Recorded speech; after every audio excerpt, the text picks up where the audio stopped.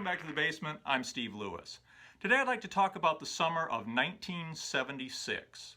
Of course, that was the summer of the big U.S. bicentennial celebration. It was the summer when Jimmy Carter locked up the Democratic presidential nomination to run against Gerald Ford for president in the fall.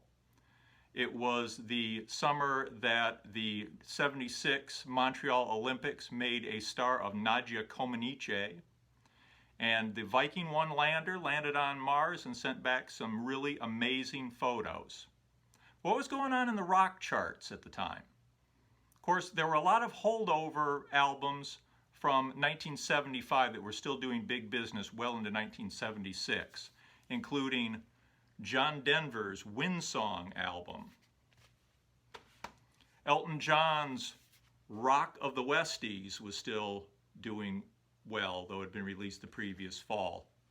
And he would soon follow it up with his big hit duet single with Kiki Dee, Don't Go Breaking My Heart. This actually was sort of, in retrospect, the end of the Elton John Imperial phase. He would follow it up with Blue Moves in the fall. Great album, but kind of the end of Elton John as being the rock star of the 70s. Paul Simon's Still Crazy After All These Years was still doing well in the charts, as was Bruce Springsteen's Born to Run album, which had him touted as the new Bob Dylan.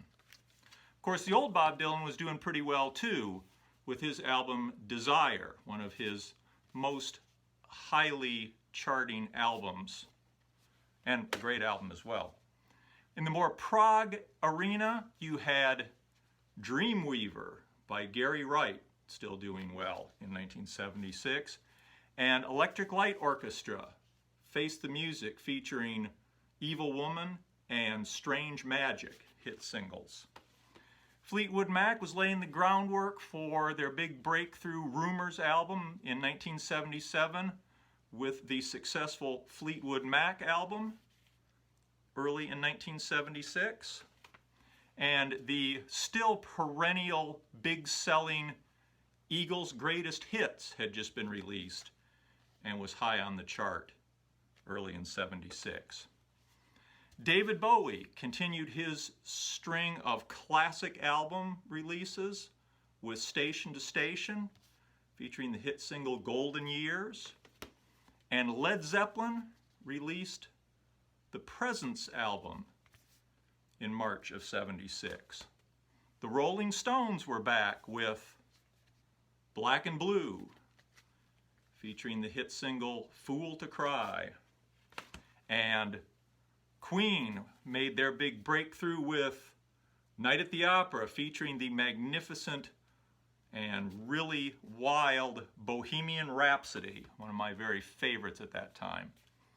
Kiss followed up their big breakthrough from the end of 75 with Kiss Alive, with their big, giant, tremendous studio production album, Kiss Destroyer, in early 76, produced by Bob Ezrin.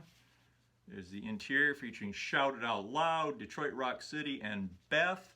And of course, there is information on joining the Kiss Army.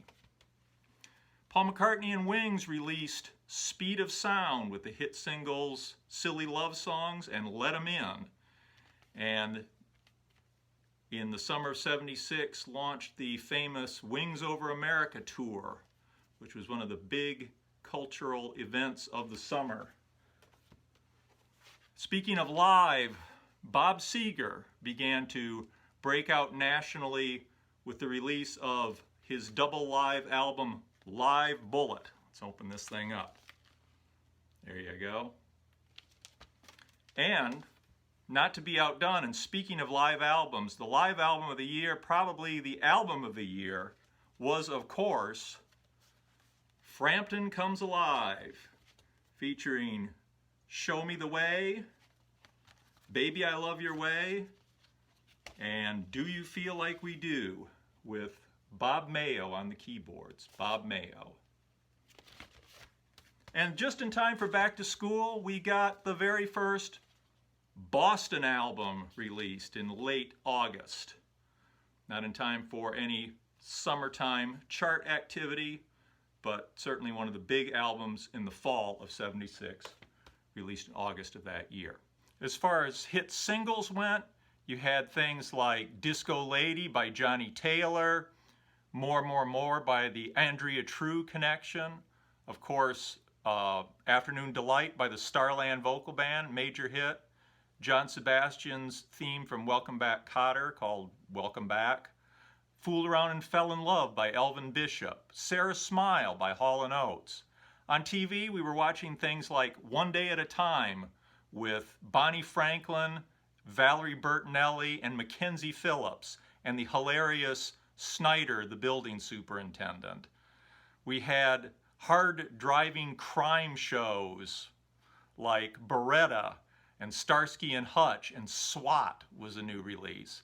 This is where we were as a nation going into the summer of 1976. And into this fray, with their first release in almost 3 years, came the Beach Boys. It certainly made sense that the Beach Boys would want to quickly follow up on the unexpected success of Endless Summer with a brand new studio album. And in the fall of 1974, they went to Caribou Ranch Studios, the very fashionable recording facility in Colorado, to try to work on a new album. They didn't get a whole lot done. They recorded a song called Hard Times, which became later the song Ding Dang. They did a version of Battle Hymn of the Republic, thinking it might be a thing that they could release a couple years later for the bicentennial, which I've heard and is pretty dismal. They didn't get a lot done. Brian, for one reason or another, wanted to come home. The whole thing, as often with the Beach Boys, ended in sort of chaos and not a lot accomplished, and, you know, the usual story of nobody's getting anything done. When they got back to Los Angeles in early November, they reconvened at Brother Studios in Santa Monica, where they were a little more productive. They did an early version of Good Timin'. They did get the backing track for It's Okay, and a couple of other things. They tried Battle Hymn of the Republic again. They recorded a Christmas single called Child of Winter that came out in, was released in 1974, 2 days before Christmas. There were apparently 5,000 printed. It's very rare, very obscure, hardly released. Also, that was the last sessions to feature Ricky Fataar on drums. Ricky left after those sessions in November of 1974. 1975 saw Capitol follow up the success of Endless Summer with a similar double album called Spirit of America, which went to number 8 on the charts. Again, a very successful album of repackaged oldies. In the summer of 1975, the Beach Boys toured extensively, both on their own and on a double bill with the band Chicago, which was very successful, but they did very little recording. Dennis was working on some of the things that would eventually become Pacific Ocean Blue in 1977, but in 1975, there was very little recording activities by the group. Finally, the beginning of 1976, they convened for their proper follow-up to the Holland album, and to belatedly try to capitalize on the success of Endless Summer and Spirit of America double albums. Now, I can imagine Warner Reprise was pretty interested in having them produce a new album, because the two big hits were Capitol albums, their old label. Their current label was getting very little out of this. So when the sessions for the new album really began in January of 1976, with the full participation of Brian Wilson for the first time in many, many years, Warner Reprise must have been ecstatic. They launched the famous Brian's Back campaign, trying to let everybody know Brian Wilson was back. This was the core members again, that the Beach Boys, hopefully, were back on track. Well, though Brian was there and was participating, mainly he wanted to record oldies. He hadn't written a lot of stuff. He just wanted to sit and record oldies. And they kind of let him do that as a way to sort of warm him up. And he did do some writing. For a while there was talk that it would be a double album, 1 disc of oldies and 1 disc of new material. Of course, I think the main reason that didn't happen was there was never enough new material to fill a single disc. So it became 1 album eventually with a split, almost 50-50, of oldies and new material. In the spring of that year, Carl Wilson appeared on the radio and played a mix of rock and roll music, which would become the single. It was a different mix, a little longer, and actually a more rocking mix. It had the vocals mixed down a little more and the instruments mixed up. A lot of people consider that mix to be superior to the one that actually became the single. May of that year, the rock and roll music single was released. It became a number 5 hit on the charts, so it was successful. And July 5th, the day after the bicentennial, the new Beach Boy album was finally released. 15 Big Ones. And Warner Reprise spared no expense in promoting this thing. This was promoted more heavily than any Beach Boy album before or since.